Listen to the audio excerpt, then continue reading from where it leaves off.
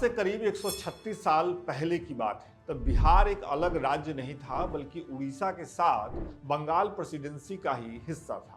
तो साल 1889 में बंगाल प्रेसिडेंसी के आरा के कायस्थ परिवार में जन्मा एक लड़का लंदन पहुंचा वकालत की पढ़ाई करने के लिए।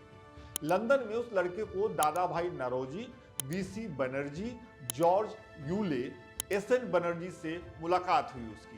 ये सभी तब भारतीय कांग्रेस के बड़े नेता थे। इन सब से मिलकर वो जवान बहुत खुश हुआ। लेकिन एक बात ऐसी भी थी जो उस लड़के को अंदर ही अंदर खाए जा रही थी। वहां उसकी अपनी कोई पहचान नहीं थी। वो भारत से आया एक नौजवान था जो बंगाल प्रेसिडेंसी के नाम से पहचान पा रहा था। जिस बिहार में उसका जन्म हुआ, जो उसकी बोली भाषा थी, उसे कोई जानने पहचानने वाला वहां तब नहीं था।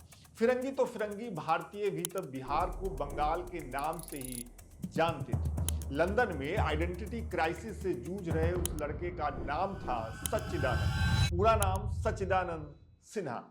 लंदन में वकालत की पढ़ाई पूरी करने के बाद युवा सच्चिदानंद सिन्हा बिहार लौटे और उन्होंने उस आइडेंटिटी को पाने की ठान ली जिसकी कमी प्रदेश में उन्हें महसूस हुई थी। पहचान के साथ साथ तब पढ़े लिखे बिहारियों की हकमारी भी हो रही थी।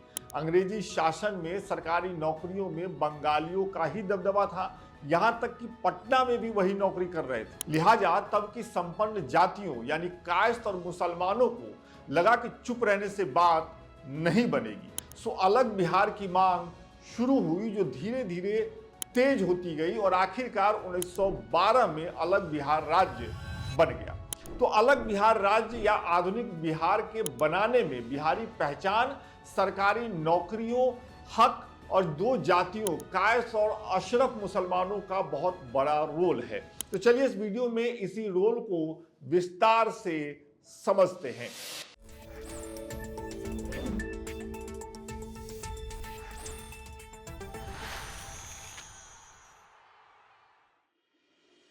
कहानी शुरू होती है 19वीं शताब्दी के आखिरी के वर्षों से। आज हम 21वीं सदी में रह रहे हैं। तब आधुनिक शिक्षा मतलब अंग्रेजी, सामाजिक चेतना मतलब सामाजिक जागरूकता और आधुनिक विचारों के मामले में आज का बिहार पिछड़ा हुआ था।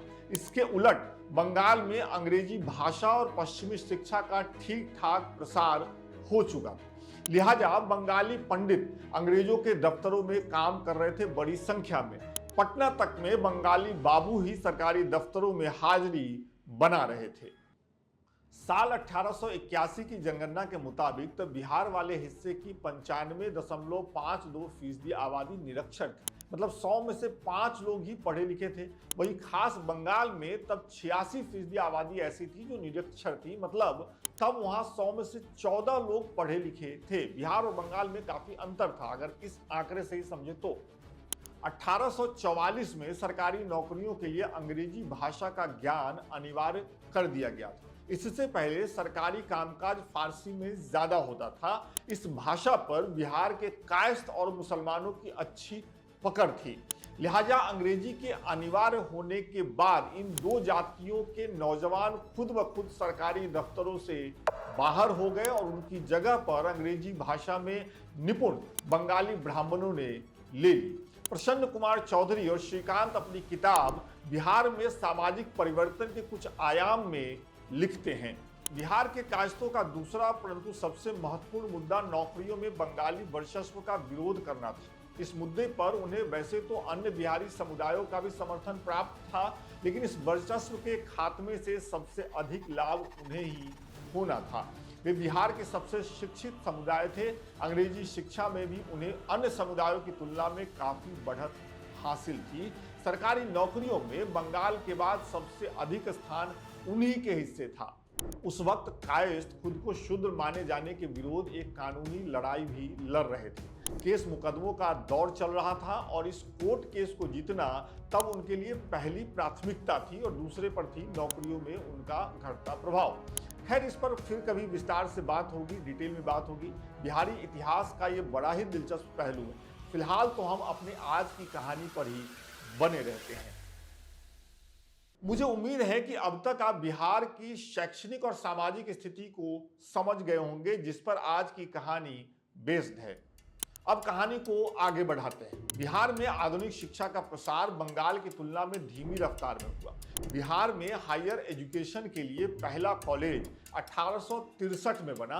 पटना कॉलेज की बात कर रहा हूं। इस साल तक पश्चिम बंगाल में 3 कॉलेज और 1 यूनिवर्सिटी अस्तित्व में आ चुकी थी। पटना कॉलेज खुल तो गया, लेकिन सालों तक यहाँ पढ़ने वाले ज्यादातर छात्र पश्चिम बंगाल के ही रहे। ये सब दिखाता है कि तब के बिहार पर पश्चिम बंगाल का किस कदर कब्जा था। क्योंकि पटना कॉलेज खुल चुका था, सो धीरे धीरे ही सही बिहार के नौजवान भी आधुनिक शिक्षा पाने लगे और शिक्षित युवा किसी भी तरह के कब्जे को झेल नहीं पाता है। लिहाजा बिहार के युवाओं में भी छटपटाहट महसूस होने लगी। 1866 में मुजफ्फरपुर में एक सहायक जज ने बिहार इंडियन एसोसिएशन की स्थापना कर दी। इसी साल इस संस्था ने अखबार अल अखयार नामक फोर्टनाइटली मैगजीन शुरू कर दी। फिर 1884 में मोहम्मदन एजुकेशन कमेटी की भी स्थापना हो गई। उस समय ऐसी जो भी संस्थाएं बन रही थीं, वो केवल और केवल आधुनिक शिक्षा पर ही जोर दे रही थी। लिहाजा इस संस्था का मेन मोटो मुसलमानों के बीच वेस्टर्न एजुकेशन को तेजी से फैलाना था और इन कोशिशों का असर भी दिखने लगा। 20वीं शताब्दी के आरंभ मतलब आज की तारीख से करीब 100-125 साल पहले कुछ बिहारी नौजवान उच्च शिक्षा खासकर वकालत की डिग्री पाने के लिए इंग्लैंड का रुख करने लगे। तब लंदन पढ़ने जाने वालों में कुछ खास नाम देख लीजिए। सच्चिदानंद सिन्हा, सलाहुद्दीन खुदा बख्श, अजीमुद्दीन अहमद, अली इमाम, मजरूल हक। तो इन पढ़े लिखे बिहारी युवाओं ने अपनी पहचान को लेकर सोचना और बोलना शुरू कर दिया। तब ज्यादातर पत्र पत्रिकाएं प्रेसिडेंसी के बंगाल वाले हिस्से से ही निकलती थी, लेकिन अब बिहार वाले हिस्से से भी अखबार और पत्रिकाओं के प्रकाशन का काम तेजी से आगे बढ़ने लगा और इन पत्र पत्रिकाओं या अखबारों ने अलग बिहार की मांग मनवाने में अहम रोल अदा किया। मुंगेर से प्रकाशित एक स्थानीय अखबार जिसका नाम क्लियर नहीं है, उसने 7 फरवरी 1876 के अंक में संभवतः पहली बार बिहार बिहारियों के लिए लिखा। इसके बाद एक दूसरे अखबार जिसका नाम कासिद बताया जाता है ने साफ साफ लिखा कि बिहार का बंगाल के साथ रहना सही नहीं है, क्योंकि दोनों का कल्चर अलग है, दोनों की बोली भाषा अलग है और ऐसा होने से बिहारियों का हक मारा जा रहा है। ये सब हो ही रहा था, तभी 1894 में सच्चिदानंद सिन्हा ने द बिहार टाइम्स का प्रकाशन शुरू कर दिया। महेश नारायण, बाबू महेश नारायण इस पत्रिका के संपादक बने। अब तक जो मांग स्थानीय उर्दू पत्रिका और अखबारों के माध्यम से की जा रही थी, उसे सच्चिदानंद सिन्हा और महेश नारायण की जोड़ी ने द बिहार टाइम्स के माध्यम से उठाना शुरू कर दिया और ये बात बड़े लेवल पर उठने लगी। वर्ष 1906 आते आते अलग बिहार की मांग जोर पकड़ने लगी। हंगामा दिनों दिन खड़ा होने लगा। इसी साल सच्चिदानंद सिन्हा ने द बिहार टाइम्स का नाम बिहारी कर दिया। बिहार स्टूडेंट कॉन्फ्रेंस और बिहार प्रोविंशियल कॉन्फ्रेंस का भी आयोजन हुआ। इन कोशिशों का पुरजोर विरोध कलकत्ता से प्रकाशित अखबारों ने किया, लेकिन अब अलग बिहार की मांग रुकने वाली नहीं थी। साल 1908 से 1911 के बीच अलग बिहार की मांग एक संगठित आंदोलन का रूप ले चुकी थी। मोहम्मद फखरुद्दीन, सच्चिदानंद सिन्हा, मोहम्मद अली, महेश नारायण और राजेंद्र प्रसाद इस आंदोलन के प्रमुख चेहरे बन गए। मांग दिनों दिन तेज होने लगी, प्रस्ताव पर प्रस्ताव पास किए जाने लगे और अखबारों और पत्र पत्रिकाओं में लेख लिखे जाने लगे। बिहारियों की इस मांग का तब संभ्रांत बंगालियों ने विरोध किया, जैसा कि हमने आपको ऊपर ही बताया। वो इस बंटवारे के पक्ष में नहीं थे। तब बंगालियों की तरफ से वही तर्क दिए गए जो अंग्रेज या पश्चिमी लोग भारत को गुलाम बनाने के लिए देते थे। अंग्रेज क्या कह रहे थे? वो कह रहे थे कि भारतीय सभ्य नहीं है, अनपढ़ हैं और उन्हें सभ्य बनाने के लिए, पढ़ाने लिखाने के लिए अंग्रेजों का उन पर कब्जा बनाए रखना जरूरी है। इसी से मिलता जुलता तर्क तब बंगालियों ने बिहारियों के लिए दिया। वो मानते थे कि बिहारी पिछड़े हैं और उन्हें आधुनिक बनाने में बंगालियों का प्रमुख योगदान है। खैर, बंगालियों के इन विरोधों का तब बिहारियों पर कोई असर नहीं पड़ा। बंगाल से अलग होने की मांग अब केवल मांग नहीं थी, वो एक जिद में तब्दील हो चुकी थी। वर्ष 1906 में सच्चिदानंद सिन्हा और महेश नारायण ने अपनी किताब पार्टीशन ऑफ बंगाल और सेपरेशन ऑफ बिहार में आंकड़ों और तथ्यों के साथ ये साबित कर दिया कि बिहार में जुडिशियरी एडमिनिस्ट्रेशन में बिहारियों की संख्या न के बराबर है। अंग्रेज शासकों को लगा कि अगर अलग बिहार के लिए चल रहे इस आंदोलन को जल्द खत्म नहीं किया गया, उनकी बात नहीं मानी गई, तो वो किसी बड़े आंदोलन का रुख अख्तियार कर लेंगी जिसका खामियाजा अंग्रेजी शासन को उठाना पड़ सकता है। लिहाजा 12 दिसंबर 1911 को दिल्ली दरबार में तत्कालीन ब्रिटिश सम्राट जॉर्ज पंचम ने बिहार और उड़ीसा को बंगाल प्रेसिडेंसी से अलग करने की घोषणा की। 22 मार्च 1912 को ब्रिटिश सरकार ने औपचारिक रूप से बिहार उड़ीसा को बंगाल से अलग कर नया province of Bihar and Orissa बना दिया। जब बिहार उड़ीसा बंगाल से अलग हुए तब उनके खजाने में केवल 1.25 करोड़ रुपए थे।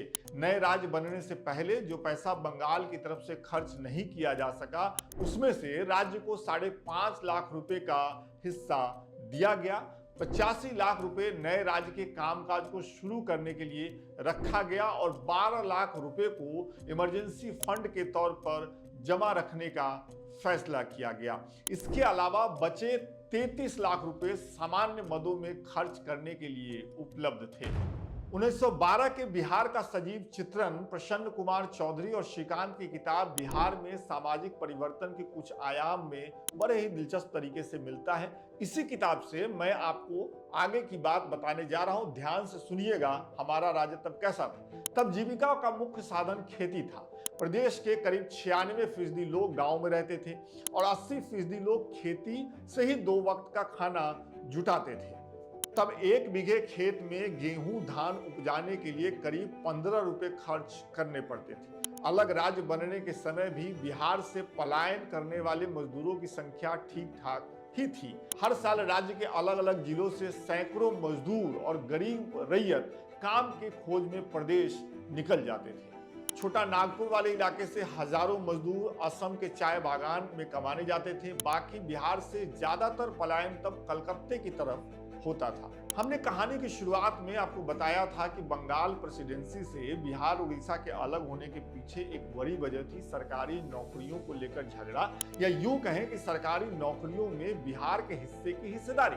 अलग राज्य बनने से पहले बंगाली पंडित या बंगाली लोग सरकारी नौकरियों में ज्यादा काबिज थे और यही बात उस समय के कायस्थ और मुसलमानों को अच्छी नहीं लगी थी, क्योंकि तब इन जातियों में बाकी जातियों के मुकाबले ज्यादा पढ़े लिखे लोग थे और तब इन 2 जातियों को लग रहा था कि बंगाल प्रेसिडेंसी में बने रहने की वजह से उनकी हकमारी हो रही। ये केवल एक मुद्दा नहीं था, लेकिन मुख्य मुद्दा तो था ही। अब सवाल उठता है कि जब बिहार अलग राज्य बन गया तो क्या बंगाली ब्राह्मणों का दबदबा खत्म हो गया? इस सवाल के जवाब में मैं आपके सामने कुछ आंकड़े रख रहा हूं, देखिए। वर्ष 1919 में बिहार में कुल 794 सरकारी पद थे।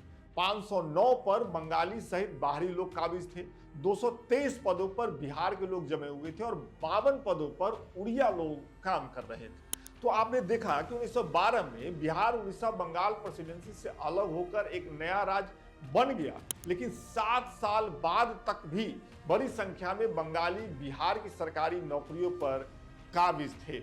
लेकिन अलग राज्य बनने की वजह से इस वर्ग के वर्चस्व की अंत की शुरुआत तो हो ही गई 1912 में। ये कहानी आपको कैसी लगी वो कमेंट करके बताइएगा। बिहार चुनाव सामने है तो हमारी कोशिश है कि बिहार के इतिहास और राजनीति से जुड़े ऐसे कुछ और दिलचस्प किस्से, कहानियां और जानकारियां आपसे साझा करें। बहुत बहुत शुक्रिया।